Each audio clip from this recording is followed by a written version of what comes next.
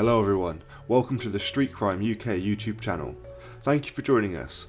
Please don't forget to like, share and subscribe for more exciting true crime content. Today, we look at a thug who stabbed a doorman and tried to have his 20-year sentence reduced, claiming the judge who sent him down failed to take account of the COVID-19 pandemic conditions in prison. But Patrick Wilson's arguments found little favour with judges at the Court of Appeal, who noted that he'd been jailed for attempted murder almost a year before the coronavirus crisis struck. Mr. Wilson tried to kill Mark Brady simply because the doorman refused him entry to the Liverpool city centre bar, the Ruby Blues, over concerns that he was too drunk. He raised his fists, bounced on his feet and tried to get the doorman to fight him, but the argument fizzled out, and after spitting towards the victim, he disappeared into a nearby Wetherspoons. Mr. Wilson then walked a 2.5 mile round trip back home and into town to arm himself with 3 knives on the evening of August 31st, 2018. Around an hour after the first altercation at around 11 PM, Mr. Brady was eating a McDonald's meal outside the Ruby Blues when he felt what he thought was a punch to the left side of his chest. It was Wilson clutching a knife who had attacked him from behind,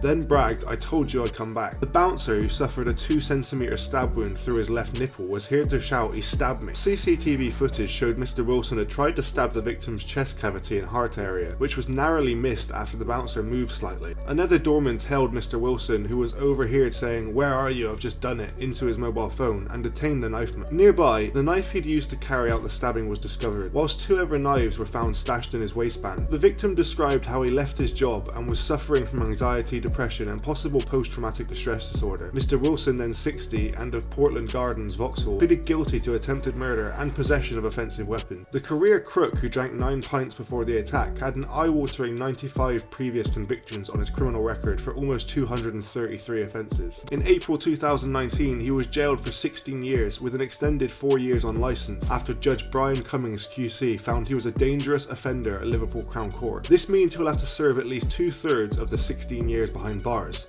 10 years and 8 months before he can reapply for parole. When his case came before the Court of Appeal, he had already been refused permission by a single judge to appeal his sentence, but Mr. Wilson took that refusal to a full panel of 3 justices. In an application he'd written himself, Mr. Wilson claimed the inquiry inflicted. He said the finding of dangerousness was justified on the evidence before the court. As the single judge pointed out, the applicant was sentenced before the pandemic took hold. The sentence makes adequate allowance for the applicant's age and health problems, and is not manifestly excessive. Refusing him permission to appeal the sentence, Sir Roderick Evidence concluded, there is no merit in any of the applicant's complaints. Speaking after Mr. Wilson was jailed in 2019, Detective Inspector Debbie Tipton of Merseyside Police said, "This was a totally unprovoked attack by Mr. Wilson on a man who was simply doing his job. Thankfully, the man was not seriously hurt and has been able to make a full recovery. There is never any excuse to carry a knife on a night out. It is only by sheer good luck that we were not dealing with a murder this time." What do you think about Mr. Wilson's attempted appeal